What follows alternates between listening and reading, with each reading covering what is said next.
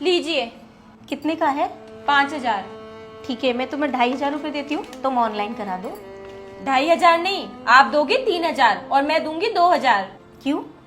हमेशा तो आधा आधा देते हैं ना। हमेशा से तो हम पागल बनते हुए आ रहे थे, पर अब नहीं बनेंगे। आप 3 जने हो मुन्ना के समेत और हम 2, इसलिए आप 3,000 दोगे और हम 2,000। और ये पकड़ो बिल, जमा करवा देना।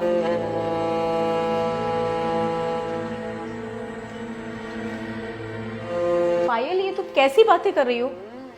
बाबूजी तो हमेशा बिजली का बिल और पानी का बिल आधा आधा करते थे ना। बाबूजी की बातें है ना, उनके साथ ही चली गई। अच्छा, तो तुम फैमिली के मेंबर गिन रही हो। इस हिसाब से तो तुम्हारे मम्मी पापा भी पिछले महीने 15 दिन रहकर गए थे, तो उनका हिसाब भी जोड़ो। ओ हेलो, मेरी मम्मी पापा का नाम अपनी जुबान पे ही मत लेना। और वो आते हैं ना तो मेरा खाते हैं, तुम्हारा कुछ नहीं खाते। देखो, तुम छोटी हो ना, छोटी बनकर रहो, अपनी हद पार मत करो। छोटी बड़ी की बात मत करो। मेरा पति है ना तुम्हारे पति से ज्यादा कमाता है।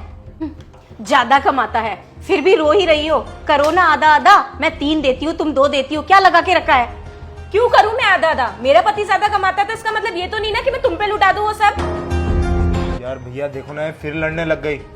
वो आज बिजली का बिल आया ना, उसके कारण।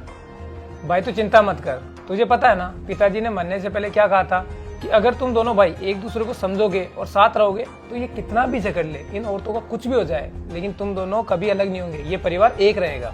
मगर ये रोज घर में जो कलेश होता है ये भी तो ठीक नहीं है ना भैया।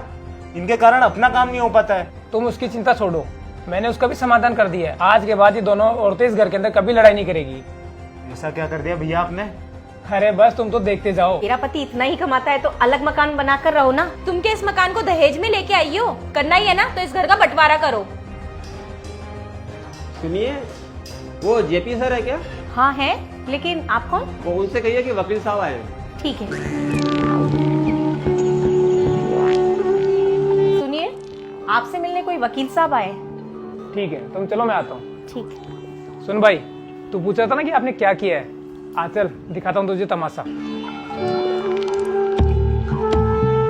आजा आजा, मजा आने वाला है।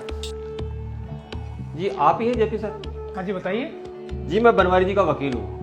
आपके पिताजी ने मरने से पहले एक वसीयत लिखवाई थी और ये कहा था उनकी मौत के 6 महीने बाद में वसीयत पढ़ के सुना दूँ। तो घर के सारे मेंबर अगर सामने जाए तो वो वसीयत पढ़ दूँ? हाँ बिल्कुल, ये मेरे छोटे भाई है और बाकी ये फैमिली के मेंबर्स है। आप बताइए क्या लिखा हुआ है वसीयत में?